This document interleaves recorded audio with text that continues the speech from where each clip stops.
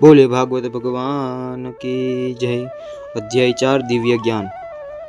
दिव्य ज्ञान अध्याय में भगवान परम कृपाळु परमेश्वर श्री कृष्ण अर्जुन ने कही रह्या छे कि कर्म कई रीते कराय, कर्म करवाथी शुं फायदो थाय, कर्म करवाथी आ जन्म तथा आवता जन्मारे शुं फायदो थाय, कर्म करवाथी मोक्ष प्राप्ति कई रीते मळे, कर्म करवाथी आ 84 लाख फेराओमांथी कई रीते मुक्त पामी शकाय तेनी विगते चर्चा करवामां आवी छे।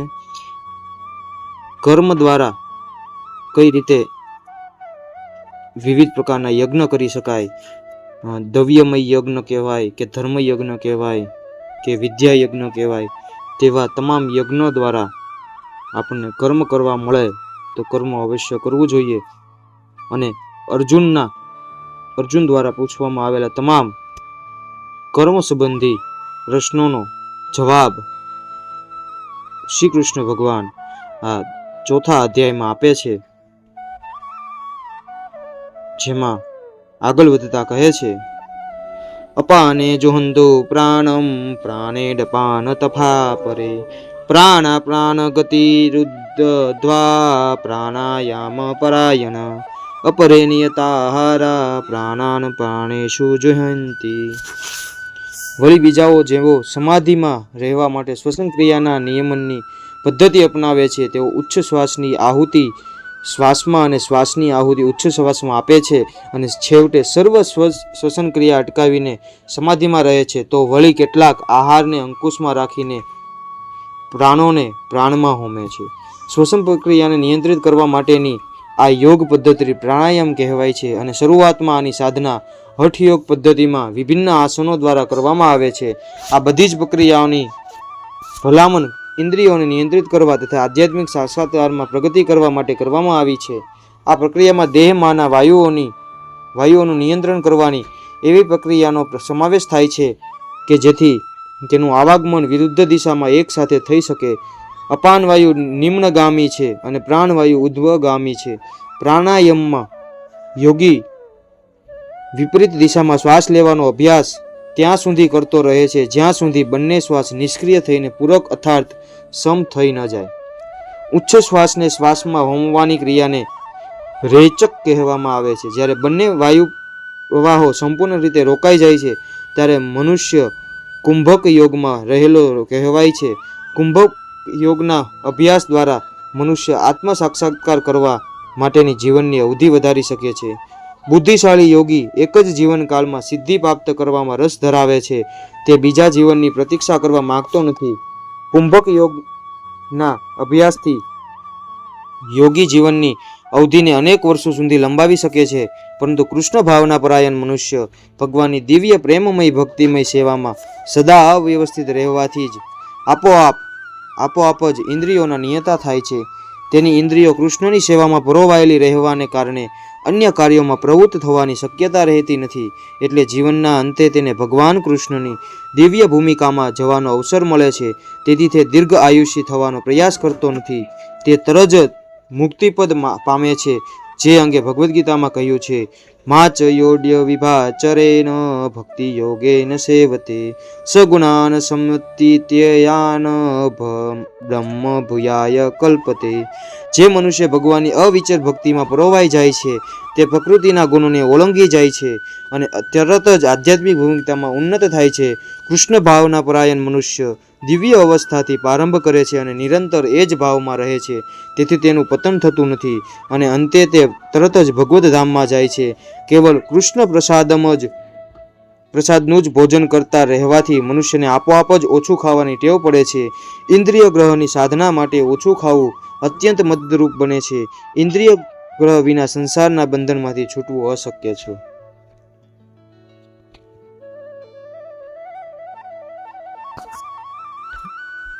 સર્વડપ્યેતે યજ્ઞવિદો યજ્ઞસપિત કલ્મષા યજ્ઞશિષ્ટામૃત ભુજો યાંતિ બ્રહ્મ સનાતનમ।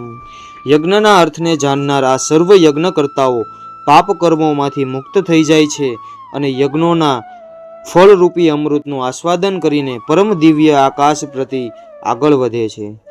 દવ્ય યજ્ઞ, સ્વાધ્યાય યજ્ઞ તથા યોગ યજ્ઞ જેવા વિભિન્ન પ્રકારના યજ્ઞોના ઉપરોક્ત સ્પષ્ટીકરણમાંથી જોવા મળે છે કે તે સર્વનો એક સમાન ઉદ્દેશ ઇન્દ્રિય ગ્રહ કરવાનો છે. ઇન્દ્રિય તૃપ્તિ એ જ ભૌતિક અસ્તિત્વનું મૂળ કારણ છે.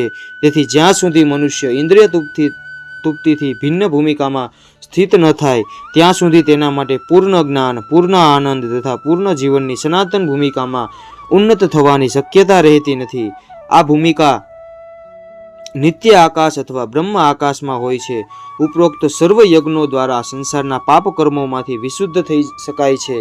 જીવનમાં આ પ્રગતિ દ્વારા મનુષ્ય આ જીવનમાં સુખી તથા સમૃદ્ધ થાય છે. એટલું જ નહીં પરંતુ અંતે તે નિર્વિશેષ બ્રહ્મમાં વિલીન થઈને અથવા પૂર્ણ પુરુષોત્તમ પરમેશ્વર કૃષ્ણનો સંગ પામીને ભગવાનના સનાતન ધામમાં જાય છે. નાય લોકોડતસ્ય યજ્ઞસ્ય કૃતોડન્ય કુરુષતમ. હે કુરુશ્રેષ્ઠ, યજ્ઞ વિના મનુષ્ય આ લોકમાં કે આ જીવનમાં કદાપી સુખપૂર્વક રહી શકતો નથી, તો પછી બીજા જન્મમાં કેવી રીતે રહી શકે? ભગવાન પરમ કૃપાળુ પરમેશ્વર અહીં વિવિધ યજ્ઞોની સમજૂતી આપતા કહે છે કે યજ્ઞ કોઈ વ્યક્તિ નથી કરતું તે આ જન્મમાં સુખપૂર્વક રહી શકતો નથી, તો આવતા જન્મમાં કઈ રીતે રહી શકે છે? અમુક ભૌતિક અસ્તિત્વમાં ગમે તે રૂપમાં હોય તોય તે પોતાની સ્વરૂપાવસ્થાની સર્વથા અજાણ હોય છે. બીજા શબ્દોમાં કહી શકાય કે ભૌતિક જગતમાં આપનું અસ્તિત્વ આપણા અનેક પાપપૂર્ણ જન્મોના એકઠા થયેલા ફળોને કારણે હોય છે. અજ્ઞાન એ પાપપૂર્ણ જીવનનું કારણ છે અને પાપમય જીવન આ ભૌતિક જગતમાંના અસ્તિત્વનું કારણ છે. મનુષ્ય જીવન એ જ એક એવી છટકબારી છે કે જેનાથી મનુષ્ય આ બંધનમાંથી બહાર નીકળી શકે છે. તેથી વેદો આપણને ધર્મ, અર્થ, કામ તથા મોક્ષનો માર્ગ દર્શાવી બહાર નીકળી જવાની તક આપે છે અને આખરે આ દુઃખદ પરિસ્થિતિમાંથી સર્વથા બહાર નીકળવાનો ઉપાય દર્શાવે છે. ધર્મનો માર્ગ અથવા ઉપરોક્ત વિવિધ પ્રકારના યજ્ઞો આપણી આર્થિક સમસ્યાનો આપોઆપ ઉકેલ આણે છે. યજ્ઞ કરવાથી અન્ન, દૂધ વગેરે ખોરાક આપણે પૂરતા પ્રમાણમાં પ્રાપ્ત કરી શકીએ છીએ. પછી ભલેને કહેવાતો વસ્તી વધારો થયો હોય, જ્યારે શરીરની જરૂરિયાતો પરિપૂર્ણ થાય છે ત્યારે ઇન્દ્રિયોને સંતુષ્ટ કરવાનો વારો આવે છે. તેથી સંયમિત ઇન્દ્રિય તૃપ્તિ માટે વેદોએ પવિત્ર વિવાહ પદ્ધતિની ભલામણ કરી છે.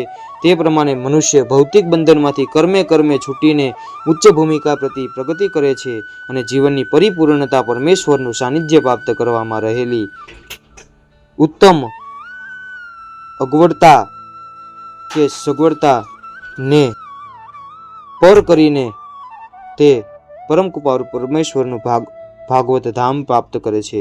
ઉપર વર્ણન કરવામાં આવ્યું છે તેમ આ પૂર્ણતા યજ્ઞ કરવાથી પ્રાપ્ત થાય છે. હવે જો મનુષ્ય વેદોક્ત યજ્ઞ કરવા પ્રવૃત્ત ન થાય તો તે કેવી રીતે આ શરીરમાં પણ સુખી જીવનની આશા રાખી શકે? અને તે સંજોગોમાં અન્ય લોકમાં અન્ય શરીર દ્વારા સુખી થવાની આશાની તો વાત જ ક્યાં રહે? જુદા જુદા સ્વર્ગ લોકોમાં ભિન્ન પ્રકારની સુખ સગવડો મળે છે અને વિવિધ પ્રકારના યજ્ઞો કરનારા મનુષ્યને સર્વથા પરમ સુખ મળે છે. પરંતુ મનુષ્ય મેળવી શકે તેવું સર્વોત્કૃષ્ટ સુખ તો કૃષ્ણ ભાવના મૃતની સાધના દ્વારા દિવ્ય લોકમાં ઉન્નત થવામાં છે. માટે કૃષ્ણ ભાવના પરાયણ જીવન એ જ આ ભૌતિક જગતની સર્વ સમસ્યાઓનો એકમાત્ર ઉકેલ છે. એવં બ્રહુ વિદ્યા યજ્ઞા વિતતા બ્રહ્મણો મુખે કર્મજાન વદ્દિતાન સર્વાનેવ જ્ઞાતા વિમોક્ષ્યસે. આ અનેક પ્રકારના યજ્ઞો વેદ સંમત છે અને આ સર્વ વિવિધ પ્રકારના કર્મોમાંથી ઉદ્ભવે છે. તેમને આ પ્રમાણે જાણીને તું મુક્ત થઈ જઈશ. પ્રથમ વર્ણવ્યું તેમ વેદોમાં કર્તાના વિભિન્ન પ્રકારોને અનુરૂપ વિવિધ પ્રકારના યજ્ઞો હોય છે. લોકો દેહાત્મ ભાવમાં અત્યંત આસક્ત હોવાથી આ યજ્ઞોનું આયોજન એ રીતે કરવામાં આવ્યું છે કે મનુષ્ય તેના શરીર, મન કે બુદ્ધિ પ્રમાણે તે કાર્ય કરી શકે છે. પરંતુ તે સર્વની ભલામણ અંતે તો આ દેહમાંથી મુક્તિ પામવા માટે જ કરવામાં આવી છે. આનું સમર્થન ભગવાને અહીં સ્વમુખે કર્યું છે. શ્રેયાન દવ્યમ યાદ યજ્ઞ જ્ઞાન યજ્ઞ પરંતમ સર્વકમાખિલ પાર્થ જ્ઞાની પરિસમાપ્યતે. હે શત્રુઓનું દમન કરનારા અર્જુન, દવ્યમય યજ્ઞથી જ્ઞાન યજ્ઞ શ્રેષ્ઠ છે. હે પાર્થ, અંતે તો યજ્ઞ રૂપે કરેલા સર્વ કર્મો દિવ્ય જ્ઞાનમાં જ પરિણમે છે.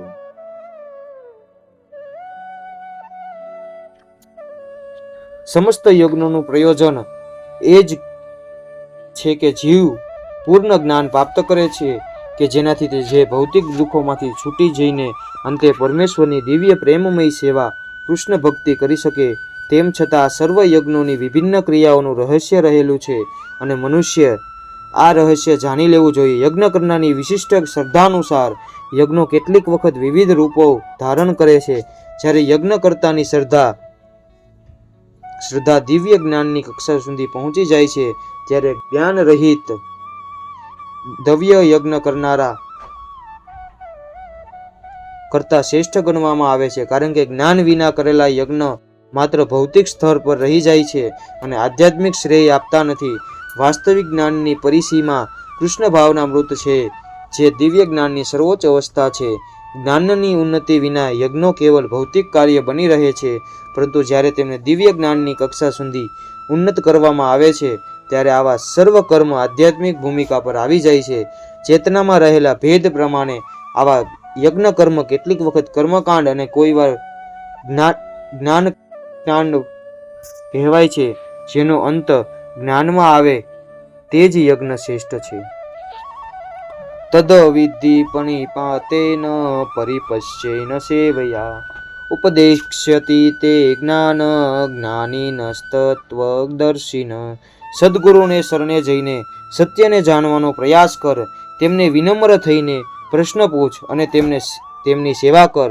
તે પ્રબુદ્ધ મહાત્માઓ તને જ્ઞાનોપદેશ કરી શકશે, કારણ કે તેમને સત્યનું દર્શન કર્યું છે. આત્મ સાક્ષાત્કારનો માર્ગ નિસંદેહ અઘરો છે. તેથી ભગવાન આપણને ઉપદેશ આપે છે કે સ્વયં તેમનાથી જ શરૂ થયેલી ગુરુ શિષ્ય પરંપરામાં રહેલા અધિકૃત આધ્યાત્મિક ગુરુના શરણે જવું. આ ગુરુ શિષ્ય પરંપરાના સિદ્ધાંતનું પાલન કર્યા વિના કોઈ સાચા અર્થમાં સદગુરુ થઈ ન શકે. ભગવાન જ આદિ સદગુરુ છે. તેથી ગુરુ પરંપરામાં રહેલો મનુષ્ય જ પોતાના શિષ્યને ભગવાનનો સંદેશ યથાર્થ રૂપે આપી શકે છે. કોઈ માણસ તેની પોતાની પદ્ધતિ ઉપજાવી કાઢીને આત્મ સાક્ષાત્કાર પામી શકે નહીં, જેવું હાલમાં મૂર્ખ પાખંડી લોકો કરવા લાગ્યા છે. શ્રીમદ ભાગવતમાં કહે છે, ધર્મ તુ સાક્ષાત ભગવત પ્રણિતમ. ધર્મનો માર્ગ સ્વયં ભગવાને પ્રતિપાદિત કર્યો છે. તેથી મનના તર્ક વિતર્કો તથા શુષ્ક દલીલો મનુષ્યને સાચા માર્ગે દોરી શકતા નથી, અને જ્ઞાન ગ્રંથોના સ્વતંત્ર અધ્યયન દ્વારા પણ મનુષ્ય આધ્યાત્મિક જીવનમાં ઉન્નતિ સાધી શકતો નથી. જ્ઞાન પ્રાપ્તિ માટે મનુષ્ય પ્રમાણભૂત સદગુરુનું શરણ લેવું પડે છે. મનુષ્ય આવા સદગુરુને સંપૂર્ણ શરણાગતિથી સ્વીકારવા જોઈએ અને મિથ્યા અભિમાન રાખ્યા વિના એક દિન સેવક બની તેમની સેવા કરવી જોઈએ. આત્મ સાક્ષાત્કારી ગુરુની પ્રસન્નતાથી જ આધ્યાત્મિક જીવનની પ્રગતિનું રહસ્ય છે. જિજ્ઞાસા તથા નમ્રતાના સુમેળ દ્વારા આધ્યાત્મિક જ્ઞાન પ્રાપ્ત થઈ શકે છે. નમ્રતા તથા સેવાભાવ ન હોય તો વિદ્વાન સદગુરુ સમક્ષ વ્યક્ત કરેલી જિજ્ઞાસા અસરકારક થશે નહીં. શિષ્યે ગુરુની કસોટીમાં ઉત્તીર્ણ થવું પડે, અને જ્યારે તેઓ શિષ્યની સાચી ઈચ્છા જુએ છે ત્યારે તેઓ પોતે જ શિષ્યને વાસ્તવિક આધ્યાત્મિક જ્ઞાનનું વરદાન આપે છે. આ શ્લોકમાં અંધ અનુકરણ અને નિર્થક જિજ્ઞાસા બંનેની નિંદા કરવામાં આવી છે. શિષ્ય ગુરુ પાસેથી વિનમ્રપણે જ્ઞાનોપદેશનું શ્રવણ કરવું જોઈએ. એટલું જ નહીં, પરંતુ વિનમ્ર ભાવ તથા સેવા અને જિજ્ઞાસા દ્વારા સદગુરુ પાસેથી વિશુદ્ધ જ્ઞાન પ્રાપ્ત કરવું જોઈએ. સદગુરુ સ્વભાવે કરીને શિષ્ય પ્રતિ દયાળુ હોય છે. તેથી જો શિષ્ય વિનમ્ર હોય અને સેવાપરાયણ રહે તો જ્ઞાન તથા જિજ્ઞાસાના અરસપરસના આદાન પ્રદાનમાં પૂર્ણતા સિદ્ધ થાય છે. યજ્ઞાત્વા ન પુનો મોહમેવ યાસ્યસી પાંડવ યેન ભૂતાન શેષાની દક્ષશા તન્મયો થયો મયી. અને જ્યારે એ રીતે સત્યને જાણી લીધું હશે ત્યારે તું આવા મોહમાં ફરી કદી પડીશ નહીં, કારણ કે તું જાણીશ કે બધા જીવો મારા જ અંશો છે અને તેઓ મારા જ છે. આત્મ સાક્ષાત્કારી વ્યક્તિ અથવા વસ્તુઓને યથાર્થ રૂપે જાણનાર વ્યક્તિ પાસેથી જ્ઞાન પ્રાપ્ત કરવાનું પરિણામ એ આવે છે કે બધા જીવો પૂર્ણ પુરુષોત્તમ પરમેશ્વર શ્રી કૃષ્ણના જ અંશો છે, અને એવું જ્ઞાન થાય છે કે કૃષ્ણથી અલગ વ્યક્તિની બુદ્ધિ માયામાં મા એટલે નહીં અને યા એટલે આ કહેવાય છે. એટલે કે માયા એટલે નહીં, આ નહીં એક મહાન ઐતિહાસિક પુરુષ છે અને પરમ બ્રહ્મનો નિરાકાર છે. વાસ્તવમાં ભગવદ્ ગીતામાં જણાવ્યા પ્રમાણે આ નિરાકાર બ્રહ્મ એ કૃષ્ણનું જ વ્યક્તિગત તેજ છે. પૂર્ણ પુરુષોત્તમ પરમેશ્વર તરીકે કૃષ્ણ સર્વ કારણોના આદિ કારણરૂપ છે. બ્રહ્મ સંહિતામાં એમ સ્પષ્ટપણે જણાવ્યું છે કે કૃષ્ણ પૂર્ણ પુરુષોત્તમ પરમેશ્વર છે અને સર્વ કારણોના આદ્ય કારણ છે.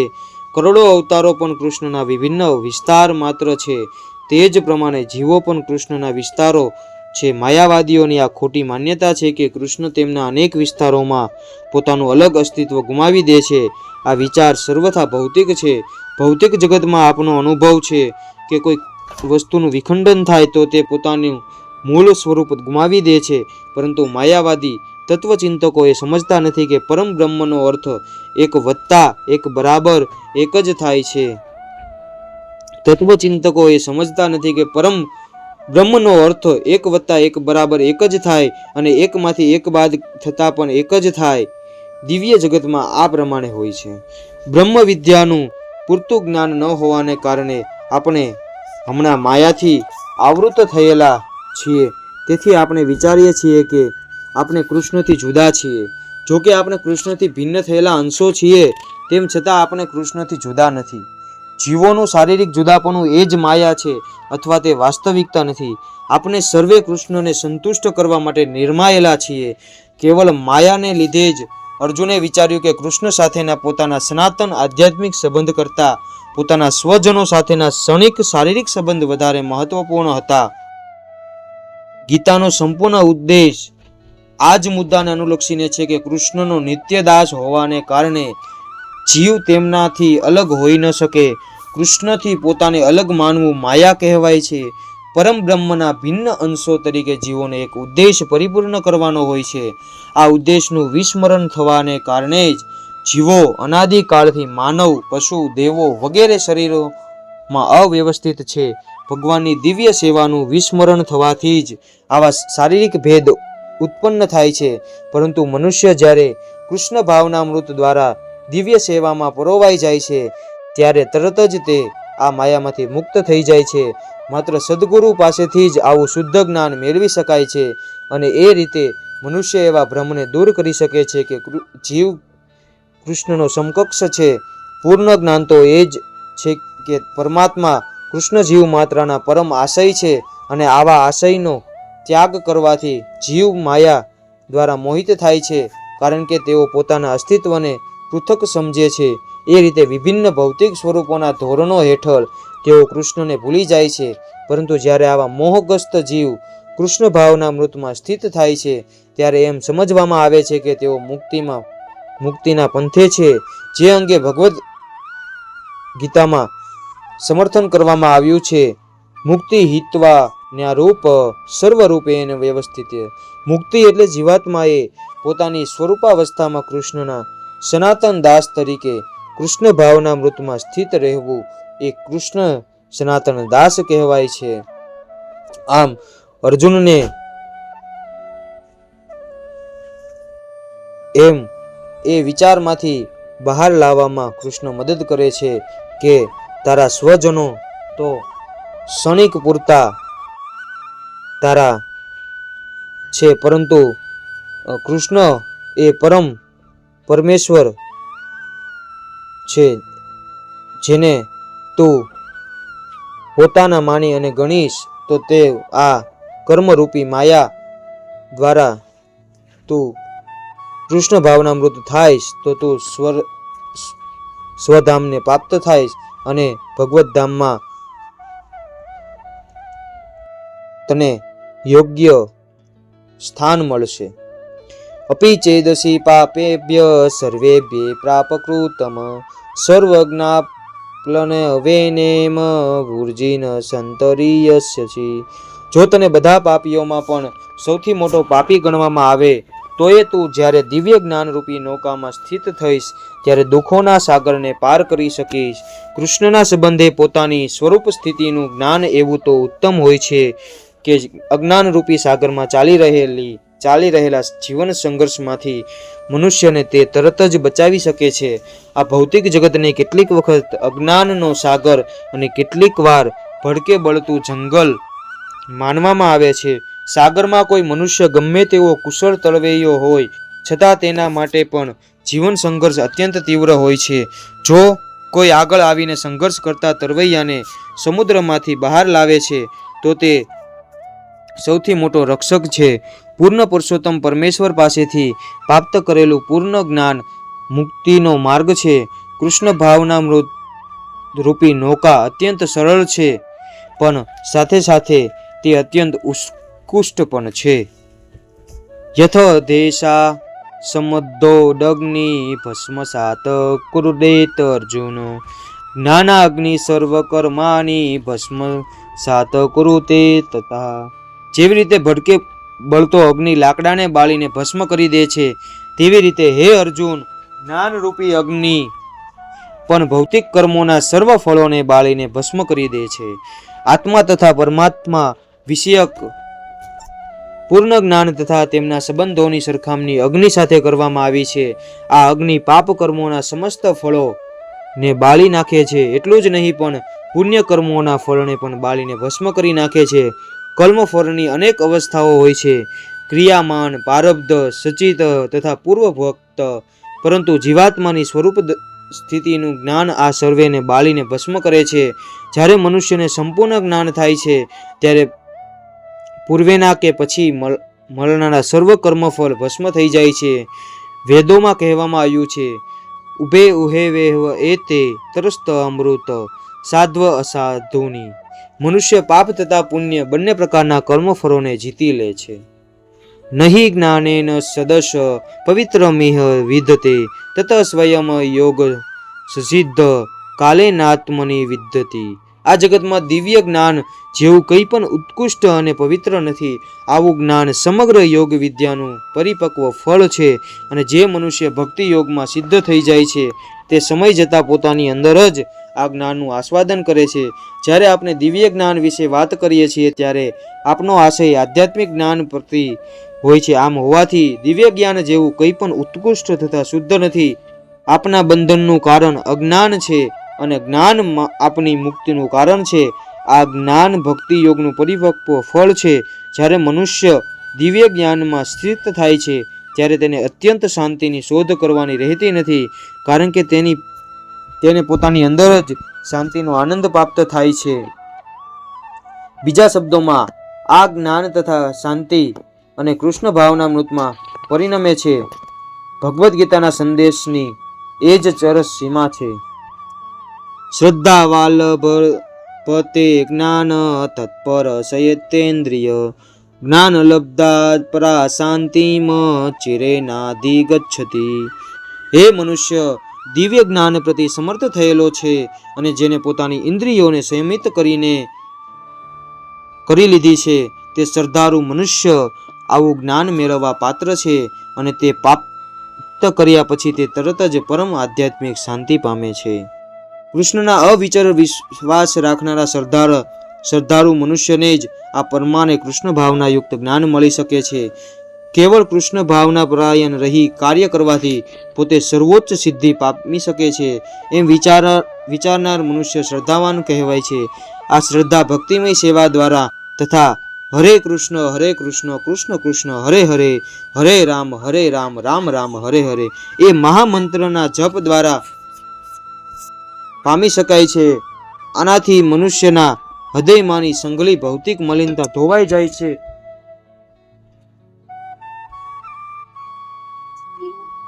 તદુપરાંત મનુષ્ય તેની ઇન્દ્રિયોને નિયંત્રણમાં રાખવી જોઈએ. જે મનુષ્ય કૃષ્ણ પ્રત્યે શ્રદ્ધા ધરાવે છે તથા જે ઇન્દ્રિયોને સંયમમાં રાખે છે તે અતિશીઘ્ર કૃષ્ણ ભાવનાના જ્ઞાનમાં પૂર્ણતા પ્રાપ્ત કરે છે. અગ્નસ્વાસ્વદાધાનસ્ય સસ્યાત્મા વિનશ્યતિ નાયમ લોકોડસ્તિ ન પરો ન સુખમ શયનાત્તનમે. પરંતુ જે અજ્ઞાની તથા શ્રદ્ધાવિહીન મનુષ્ય પ્રમાણભૂત શાસ્ત્રોમાં સંદેહ કરે છે તેઓ ભગવત ભાવના પામતા નથી, તેમનું પતન થાય છે. સંચયગ્રસ્ત વ્યક્તિ માટે નથી આ લોકમાં સુખ કે નથી પરલોકમાં. ભગવદ્ ગીતા સર્વ પ્રમાણભૂત તથા માન્ય શાસ્ત્રોમાં સર્વોત્તમ છે. જે માણસો લગભગ પશુ સમાન છે તેઓ પ્રમાણભૂત શાસ્ત્રોમાં વિશ્વાસ ધરાવતા નથી કે તેમને તેનું જ્ઞાન પણ હોતું નથી. અને કેટલાક મનુષ્યને જો કે શાસ્ત્રોનું જ્ઞાન હોય છે અને તેમાંથી તેઓ અવતરણો ટાંકતા રહે છે, છતાં તેમને તેમાં વાસ્તવિક રીતે વિશ્વાસ હોતો નથી. અન્ય કેટલાક લોકોને ભગવદ્ ગીતા જેવા શાસ્ત્રોમાં વિશ્વાસ હોય છે, તેમ છતાં તેઓ પુરુષોત્તમ પરમેશ્વર શ્રી કૃષ્ણમાં શ્રદ્ધા રાખતા નથી. કે શ્રી કૃષ્ણને ભજતા નથી. આવા લોકોને કૃષ્ણ ભાવનામૃતમાં કશું સ્થાન હોતું નથી. તેઓ પતન પામે છે. ઉપરોક્ત સર્વ પ્રકારના મનુષ્યોમાં જેમને શ્રદ્ધા હોતી નથી અને જેઓ સદા સંચયગ્રસ્ત રહે છે, તેઓ લેશ માત્ર પ્રગતિ કરતા નથી. જે મનુષ્ય ઈશ્વરમાં તથા તેમના વચનમાં શ્રદ્ધા ધરાવતા નથી, તેમનું આ લોકમાં કે પરલોકમાં કશું કલ્યાણ થતું નથી. તેમને કોઈ પણ પ્રકારનું સુખ પ્રાપ્ત થતું નથી.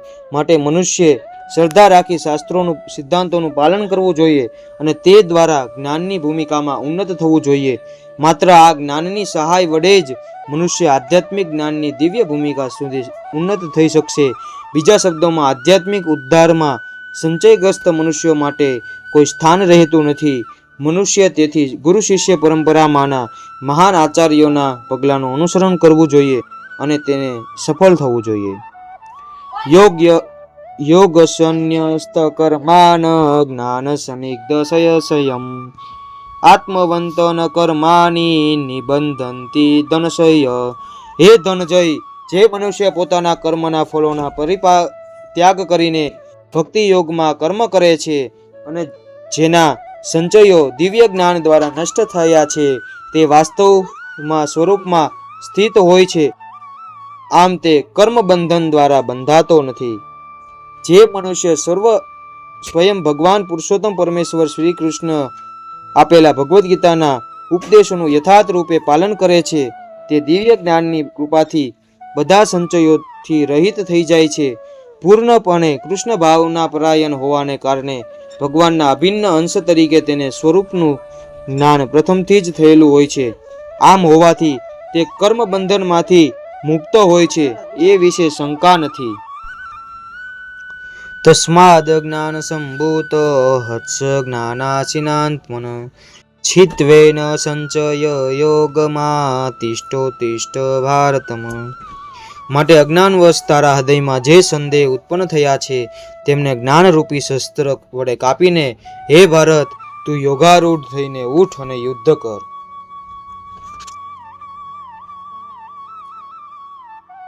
જે યોગ પદ્ધતિનું આ અધ્યાયમાં નિરૂપણ કરવામાં આવ્યું છે તે સનાતન યોગ અથવા જીવાત્માની નિત્યક્રિયા કહેવાય છે. આ યોગમાં યજ્ઞ કર્મના બે વિભાગ છે. એક તો મનુષ્યની ભૌતિક સંપત્તિનો યજ્ઞ કહેવાય અને બીજો આત્મજ્ઞાન કહેવાય છે, જે વિશુદ્ધ આધ્યાત્મિક કર્મ છે. જો આત્મ સાક્ષાત્કાર અર્થે દિવ્ય યજ્ઞ કરવામાં ન આવે તો આવો યજ્ઞ ભૌતિક બની રહે છે, પરંતુ જ્યારે મનુષ્ય આધ્યાત્મિક ઉદ્દેશથી ભક્તિયુગ થઈને આવો યજ્ઞ કરે છે તો તે પૂર્ણ યજ્ઞ થાય છે. જ્યારે આપણે આધ્યાત્મિક પ્રવૃત્તિઓ તરફ વળીએ છીએ ત્યારે આપણને જાણવા મળે છે કે આધ્યાત્મિક કર્મ પણ બે પ્રકારના હોય છે: આત્મબોધ અથવા પોતાના સ્વરૂપને જાણવું અને પૂર્ણ પુરુષોત્તમ પરમેશ્વર વિષયક સત્ય. જે મનુષ્ય ભગવદ્ ગીતાના માર્ગનું યથાર્થ અનુસરણ કરે છે તે આધ્યાત્મિક જ્ઞાનના બંને મહત્વપૂર્ણ વિભાગોને સુગમતાપૂર્વક સમજી શકે છે. તેના માટે ભગવાનના અંશરૂપ આત્મજ્ઞાન પામવામાં કોઈ મુશ્કેલી રહેતી નથી અને આવી સમજણ હિતાવહ હોય છે, કારણ કે આવા મનુષ્ય ભગવાનના દિવ્ય કાર્યો સહેલાઈથી સમજી શકે છે. આ અધ્યાયના પ્રારંભમાં સ્વયં ભગવાને પોતાના દિવ્ય કાર્યોનું વર્ણન કર્યું છે. જે મનુષ્ય ગીતાના ઉપદેશોને સમજતો નથી તે શ્રદ્ધાહીન છે અને તે ભગવાને આપેલી તેની આંશિક સ્વતંત્રતાનો દુરુપયોગ કરે છે એમ સમજવું જોઈએ. અને જે મનુષ્ય ભગવાનના આવા ઉપદેશો સાંભળવા છતાં ભગવાનના સનાતન આનંદમય અને સર્વ જ્ઞાનમય સ્વરૂપને સમજી શકતો નથી, તેને પહેલો નંબરનો મૂર્ખ ગણવો જોઈએ. કૃષ્ણ ભાવના મૃતના સિદ્ધાંતોને સ્વીકારી ક્રમે અજ્ઞાનનું રન કરી શકાય છે. આ કૃષ્ણ ભાવનામૃત વિવિધ રીતે જાગૃત કરી શકાય છે, જેમ કે દેવ યજ્ઞ, બ્રહ્મ યજ્ઞ, બ્રહ્મચર્ય યજ્ઞ, ગૃહસ્થ યજ્ઞ, ઇન્દ્રિય સંયમ યજ્ઞ, યોગ સાધના યજ્ઞ, તપ યજ્ઞ, દિવ્ય યજ્ઞ અને સ્વાધ્યાય યજ્ઞ દ્વારા તથા વર્ણાશ્રમ ધર્મના ભાગ લઈને આ સર્વ યજ્ઞો કહેવાય છે. અને તે બધા જ નિયામક કર્મને અધીન, પરંતુ આ સર્વ કર્મોમાં સૌથી મહત્વપૂર્ણ મુદ્દો આત્મ સાક્ષાત્કાર છે. જે મનુષ્ય જે ઉદ્દેશને સિદ્ધ કરવા પ્રયત્ન કરે છે તે જ ભગવદ્ ગીતાનો સાચો અભ્યાસી છે. પરંતુ કૃષ્ણને પ્રમાણભૂત વ્યક્તિ માનવામાં આવે છે. પ્રમાણભૂત વ્યક્તિ માનવામાં સંચય કરનારનું અધપતન થાય છે. એટલા માટે જ ભગવદ્ ગીતા કે અન્ય શાસ્ત્રોનો અભ્યાસ સેવા તથા સમર્પણ ભાવે પ્રમાણભૂત આધ્યાત્મિક ગુરુના આશ્રયે કરવાની સલાહ આપવામાં આવી છે. પ્રમાણભૂત સદગુરુ સનાતન કાળથી ચાલી આવેલી પરંપરામાં હોય છે, અને તે પરમેશ્વરે કરોડો વર્ષ પૂર્વે સૂર્યદેવની આપેલા ઉપદેશોમાંથી લેશ માત્ર વિચલિત થતા નથી, અને સૂર્યદેવ પાસેથી એ જ ભગવદ્ ગીતોપદેશ આ પૃથ્વીલોકમાં ઉતરી આવ્યો છે. માટે મનુષ્ય ગીતામાં જ વ્યક્ત થયેલ ભગવદ્ ગીતાના માર્ગનું અનુસરણ કરવું જોઈએ, અને એવા લોકોથી સાવધ રહેવું જોઈએ કે જેઓ આત્મશ્લાઘાવશ બીજા મનુષ્યને સાચા માર્ગથી વિપથગામી કરે છે. ભગવાન નિશ્ચિત રૂપે પરમ પુરુષ છે અને તેમના કર્મો દિવ્ય છે. જે મનુષ્ય આ સમજે છે તે ભગવદ્ ગીતાના અભ્યાસનો તેરે પ્રારંભ કર્યો છે તે કાળથી જ મુક્તિ પામ્યો હોય છે. આ પ્રમાણે શ્રીમદ ભગવદ્ ગીતાના દિવ્ય જ્ઞાન એ નામના ચોથા અધ્યાય પરના ભક્તિ વેદાંત ભાવાર્થો અહીં પૂર્ણ થાય છે. અને આ ભાવાર્થ પદ્ધતિથી આપણે એ સમજવું જોઈએ કે જીવનમાં ધર્મ યજ્ઞ સિવાય અન્ય ઘણા યજ્ઞો પણ છે, જેનો આપણે એ યજ્ઞરૂપી કર્મ કરી ભગવત ધામમાં જઈ અને સેવા કરી શકીએ છીએ. કૃષ્ણ ભાવના મૃત થઈને, કૃષ્ણ ભાવના રૂપ થઈને કૃષ્ણમાં પરમ કૃપારૂ પરમેશ્વરની અતિ દિવ્યત શક્તિ રહેલી છે, જેનો આપણે લાભ લેવો જોઈએ. અને આ યજ્ઞનો આપણે યથાશક્તિ રૂપે આહુતિ આપીને તેનો લાભ લેવો જોઈએ. બોલીએ ભાગવત ભગવાન કી જય. હરે કૃષ્ણ કૃષ્ણ કૃષ્ણ હરે હરે, હરે રામ રામ રામ હરે હરે.